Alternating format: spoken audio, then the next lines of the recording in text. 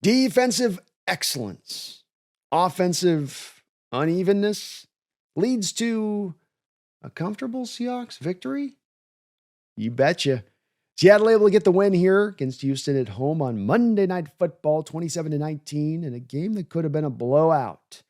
Seattle could have put a bow on this thing in the early parts of the third quarter, but allowed the Texans to linger around due to offensive ineptitude, sloppiness, and just a little bit of strangeness. Defense asked to shoulder more of the burden than they should have had to, asked to put this thing away time and time again in the game in the second half, and yet stood tall to the task and did so in a fine fashion. It was a complete team effort on that side of the unit of the ball. Everybody did their job, no weak links, but it was a game, again, where you put the blueprint in place. First and foremost, as a defense in every single game this season, whether the defense has performed well or not, they stopped the run. We're taking that away from you. We're turning you one-dimensional. C.J. Stroud had 2 carries for 25 yards in this game. He was the leading rusher for the Texans, and that came on dropbacks where he broke the pocket. Aside from that, the Texans tried to run 15 times in this game, but only gained 6 more yards cumulatively between their other 2 running backs on those 15 carries from that 25 yards CJ was able to get, showing how well you did at keeping that run game stopped, and especially in some of the short yardage stuff, which I'm going to talk about here in a second. But defensively, then once you force them to throw, rather than do what you did a couple weeks ago against the Buccaneers, where you took their running game away, but then you only went with the front 4, dropped everybody back into coverage and thought that was going to be enough against Baker. In this game, right from the jump, you brought the heat. You dialed up the pressure looks. It's not that you're bringing him every time, though I wouldn't be the least bit surprised if this wasn't a game that we saw the Seahawks come out at the highest blitz rate at any point in time during this year, but it was more building upon Jacksonville from last week, and that you're not just showing vanilla looks. You're not making it easy for the quarterback. And you brought a lot of pressure up front there on C.J. Stroud, got him uncomfortable. You were able to expose some of the protection issues that exist in that Houston Texans team. This is another game where there's going to be a high pressure rate across the board, where it's not just one guy getting it done on that defensive line for the Hawks or 2 guys, but you can go through the multitude of guys coming into play, including the blitzers that are coming in. Then you are blitzing, and then you're also mixing it up within the blitzes. Sometimes it's a pure blitz coming. Sometimes it's a little bit of a delayed blitz. They're doing some pure Blitzburg stuff here out of Pittsburgh. You know, they made famous there with the Dom Capers defense, where it's pure zone drops. You overload one side, you drop to the other with your spot droppers. Definitely confused C.J. Stroud in this game, and he was uncomfortable throughout. He never got any footing in that pocket where you felt like he was hitting his back foot and able to comfortably go through his reads, as he's very capable of doing. In fact, you saw the opposite, where over the course of this game, that pressure started to mount, and I'm not going to say he full-on felt ghosts, but he was definitely trying to get that ball out of his hand a little bit quicker than some of those longer developing routes down the field that they were trying to hit, because he was just trying to make sure he was avoiding taking another crack. And Seattle got a couple of real good shots in on there. Uchenna Nwosu is just coming back into prime shape, got himself another sack. He looks like the Nwosu from a couple of years ago, looks like he's fully back to health. And that has just now really lengthened out the rotations. You can only wonder what will happen now when you get Hall back in there, where you're going to be able to really keep these guys fresh. But he's a factor in the run game. He's a factor as a pass rusher, bringing pressures on top of it. Leonard Williams continues to play as good as any interior defensive lineman in the sport. He is all over the place active. He's showing you the hustle, but again, giving you the impact as a pass rusher and as a run defender. Byron Murphy with 6 tackles in this game, snuffed out a screenplay in this game, showing off that, you know, he's really growing in his in-play awareness and what he's seeing and what he's feeling on these plays. Took that down for a negative yard play, but also just getting tackles in the run game, being part of that stout aspect of the run defense that's holding up. It's not holding up because of star play across the board. It's holding up because everybody does their job defensively when you're in the run, and everybody's bought in there. It's the tackling. It's the gap control. You're seeing it all across the board, but him included in that, both him and Leonard Williams being that problem that they can be inside, and the edges also doing just such a good job. Boye Mafia included in that. Boye's not going to fill up the stat column in this game, but I thought he played his best game of the year. And a little bit hard on, we've been a little bit hard on fans-wise because he hasn't gotten the sack this year. Had a strip sack that got wiped off the board due to a penalty in this game. And he also had a couple of moments that, to my eyes, looked like he had gotten free in the pocket, gets held or dragged back. It's no call there by the refs. For some reason, they weren't calling, I think, holding in that way. Now, look, they didn't, I think, call it very much to us on the other side as well in pass plays.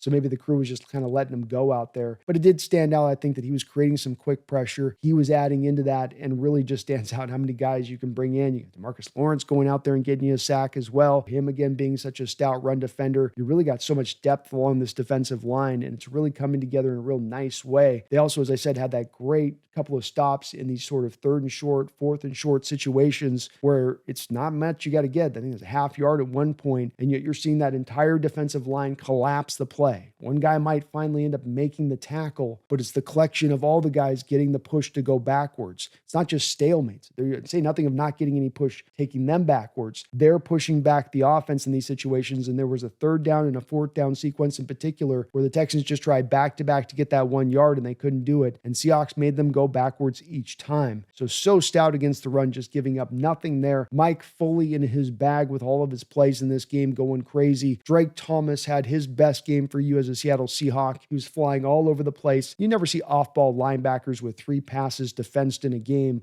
but that's indeed what he did, as he was so very tight in coverage and very competitive at the catch point. A lot of people tend to wonder with him why he's starting over a Tyrese Knight, who had such a solid rookie year. Everybody's wondered if it's Knight with injuries or what's going on if he's backtracked as a player. We haven't really thought about it as maybe he's come forward, Drake, as a player, and that he's just doing so well in practicing and showing so well out to the coaches that he's made it for them just impossible not to put him on the field. And you can see with him, claim to fame is this guy can give you top end level as a coverage linebacker at minimum. Now, you might be able to get after him in the run game a little bit. Still seeing here, hasn't gotten it super exposed in that manner as every game, like I said, you've been able to lock down the run game. But that is the play that came in this game in that way. And that's not an easy skill to find at the will linebacker position.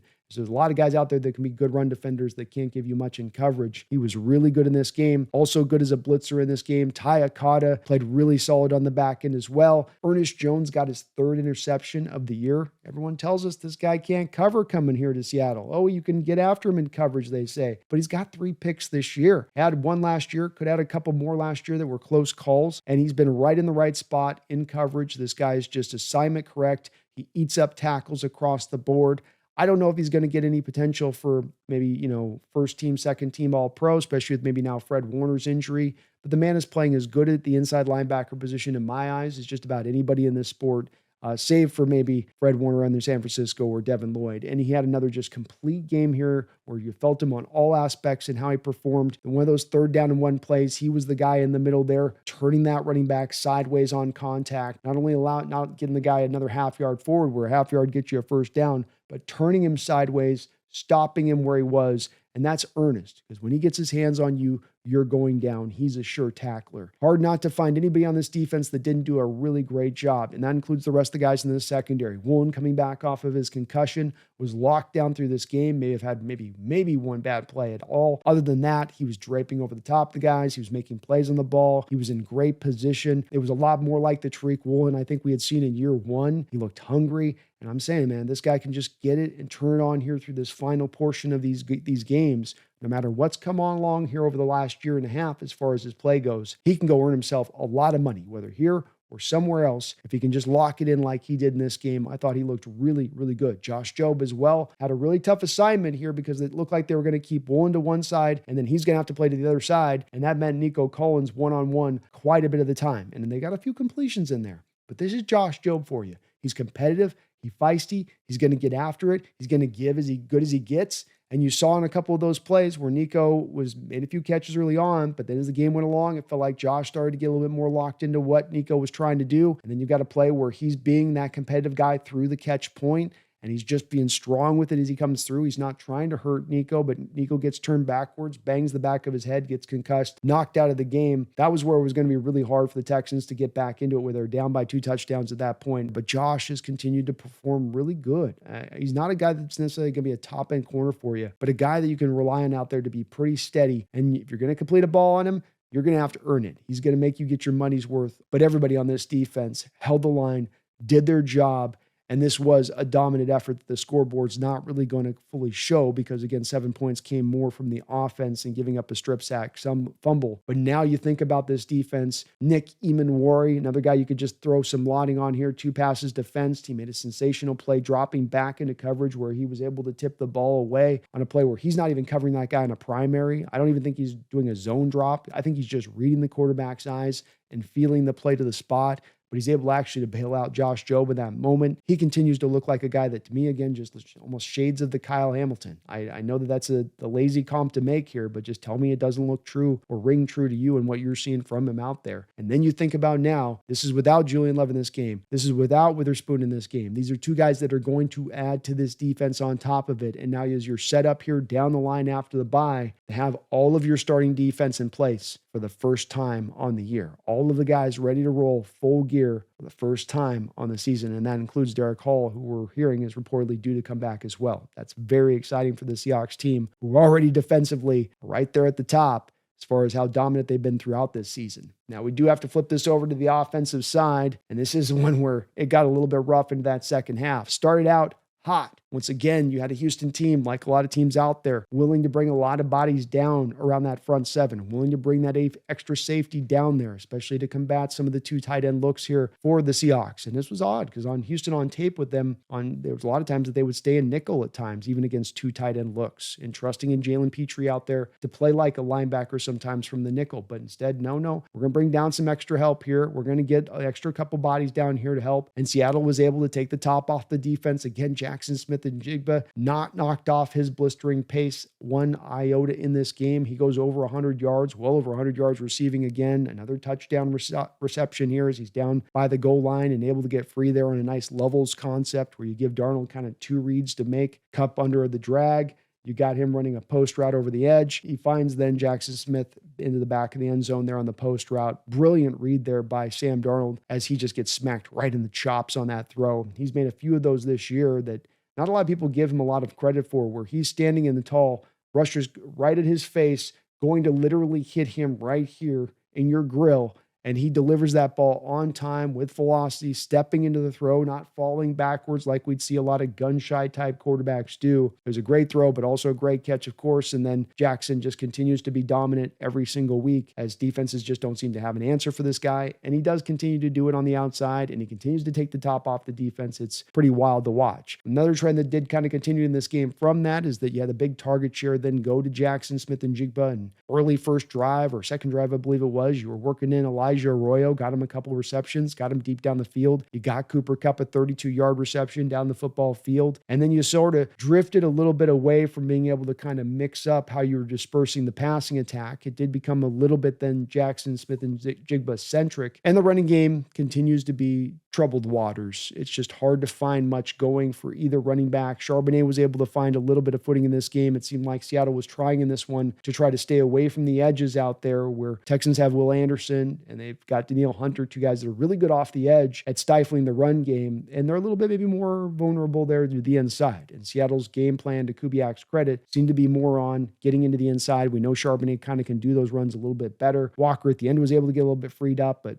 penalties kind of wiped out a couple runs, or at least one of the big runs off the board, which kind of took down his day on that. But you weren't able to really get a lot consistently going with the run game out there. This was a little bit more of the same in that we've seen there's a lot of penetration. You're getting a lot of that congestion down there, and that just prevents you from getting much done. You still stuck with it. You got to give Kubiak credit for that. He's not going to pair away from the running game. He's always going to come back to it and utilize it. And this just gives me hope that down the road, this thing can start to work a little bit better. I think Seattle did make a nice adjustment too, that it didn't necessarily work in the second half, to where they did get a little more aggressive than they've been in other games early on this year, where you can feel them sometimes lighten up on the pedal a little bit. I felt like they were still trying to maybe even too much so over course correct and getting a little bit too pass happy, a little bit too much of let's go get another chunk down the football field. But there was a little bit of that in there in this game that was a little bit nice adjustment from where they've been, because I thought that that's times they've come close to having that cost them. Again, though, there were some problems from this where you get a fumble with Elijah Arroyo. Nice throw here by Sam. He makes the catch. Ball gets ripped out. It's a fumble, game-changing play. You've got Sam at one point in the shadow of his own end zone. Again, getting a little too aggressive there, where you run on first down, then you come back and pass on second down, and it's again trying to pass to more, take a chunk down the field. Then you come down on third down, and you have Sam still in the heart of his own end zone, and then you've got Zach Charbonnet chipping on the play, but then you don't have Sam with any sort of hot read. You've got him with no safety valve there. So when there's instantaneous pressure on the play, Charbonnet's still half into his chip, leaking back out into the backfield, and Sam's got nowhere to go, and he's got no escape route through the back of the pocket. And so then he gets the ball stripped. They're able to jump on the ball. They get the touchdown on the play. A little bit of that sloppiness, a little bit of the strangeness there with the play calling on Kubiak with that and how that sequence went. Again, a little leading at times to maybe being a little bit too aggressive in the approach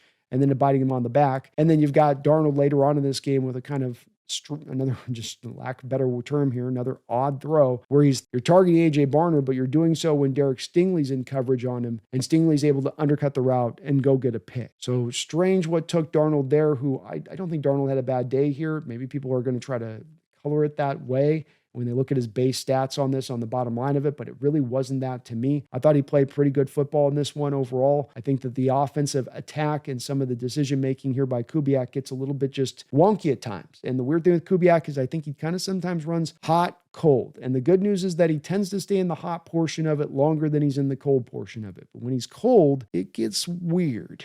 A little hippy-dippity weird. You know, you got everything rolling in this game. You're already on the couple touchdowns. You can put 21 points up on the board. You're rolling down on a drive. And once again, as we've seen him do a couple of times in similar moments when you've had drives moving this season, he decides in that moment to take the ball out of Sam Darnold's hand to put it into somebody else's hand for the decision-making purposes. And again, it ends up costing them with a weird trick play there to Cooper Kupp, who throws a ball and puts it right in the hands of the defender, just overthrows the wide receiver. Just a strange throw. There's a little bit of pressure pushing in on Kupp, but a throw that you go, Kupp, throw that away, or why are you even going to that call? Just let Darnold continue to execute the offense. He's moving them up the football field. This is an easy correction and something that I don't think is going to continue on throughout the course of this year, but it has popped up a couple of times where there just suddenly is this weird need to do something a little bit as a left turn, you know, almost like, well, they're going to start to get a jump on what we're doing here, so we've got to do this left turn to at least keep them honest. But I say just stick with what's working. And there's times that you just sort of deviated this game from what was working in the name of just trying to mix certain things up. A little bit of what you sometimes can see with Kubiak, though again, at the end of the day, he is a really great coordinator, and you got this win comfortably, and they put points up on the board, and you're still finding a way with facing so many of these stacked boxes to take the top of the defense off. And that's the main counter. And for those folks that worry, I think, about the run game here, come backing to understand more stacked boxes, high stacked box rate, and all of the NFL coming into this game, and that's going to sustain on the back of this game. It's hard to run up against so many defenders up so close around the line of scrimmage. The answer has always been to that sort of thing: attack over the top and take those chunk play rips. And what you do see with Sam Darnold coming into this game, the best thrower in the NFL at those throws of over 20 yards, the most accurate, and that continued on through this game as well. On those big-time throws, he's making them in the right spots. He's hitting them down the field, and it's part of what's allowing this offense, even despite the fact the run game's not fully clicking, not really close to fully clicking, that this offense can at times seem like it's right on the edge of just exploding. So a game that gets sloppy because of some of these turnovers, but this speaks to the potentiality of this team more than it speaks to the negativity of this team. How many teams out there can have 4 turnovers and still go out there and win a game? If you play 100 NFL games and you have a team that's going to have a disparity in turnovers of 4-1, how many losses do those 100 teams take that are on that 4 turnover end of things like the Seattle Seahawks were in this particular game? Was it probably 96 losses if you're in that point? But you got this win because this team has room for error. It's not a team that's going to win by the skin of its teeth. It's a team that has room to grow into dominance. It has room to grow and to be able to blow out teams like we saw it do to the Saints team earlier this year, though I will admit that's not a good Saints team. This is a better Texans team, and you had them on that same edge throughout the course of this game. So while some can maybe twist this towards the negative side of it, to me it's a positive, to where we don't have to play our best and we can still beat you. And we haven't played our best brand of football yet, but there's a lot of reason to believe why that will happen, including your health, including that you would think with an offense that it would be a little bit sometimes uneven in trying to find itself and finding what works and find what doesn't work when it is having a new offensive coordinator it's onboarding, when it is also onboarding a new quarterback. These things are understandable, and I think that doesn't make it blind optimism to believe it's going to get better as the year goes along. The special teams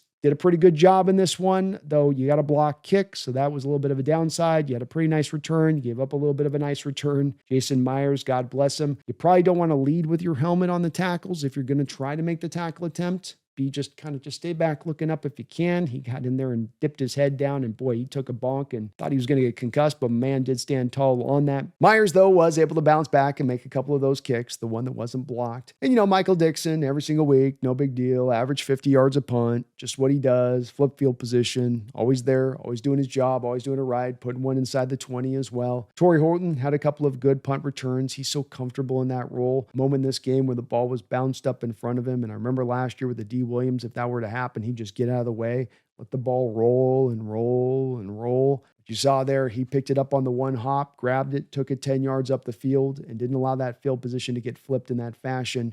Torrey is really good back there as a punt returner. Did a little bit of reversing field in this as well, maybe getting a little bit more comfortable in that role. And now the Seahawks head into the perfectly placed midseason bye, giving general manager John Schneider a lot to chew on. They've got about $25 million of cap space just burning a hole in their wallet. And John's got to be looking at this team at 5-2 with no clear favorite set out in the NFC so far here this year and think, man, with a couple of breaks, we could be 7-0. And everyone would agree, we haven't even yet played our best football. No way you can tell me this team is peaked. And yet also John could then say, look in this team, I've seen some glimpses and flashes already of dominance, of already a team that can become elite in itself by what we've already built here. Going to give him a lot to turn over, and I don't think it's going to be an easy decision at that. And I can't blame him if he does stand pat, because I can see how this team can develop. I can see how you're bringing all of your starters back to the defensive side of the ball, see how you understand better what is and what is not working offensively, and the special teams unit just doing its job every single week around that. This team is on a bright path. Hope you're locked in and ready for it, Seahawks fans. I don't know if they're going to become elite this year. I don't know if we're going to have to maybe wait a year down the line for it to get there, but it is on its way, and this is going to be a team to be reckoned with for years to come. My name is Brandon Kane. Please hit the like button. Please subscribe. Beyond all that, don't you ever forget, go Hawks.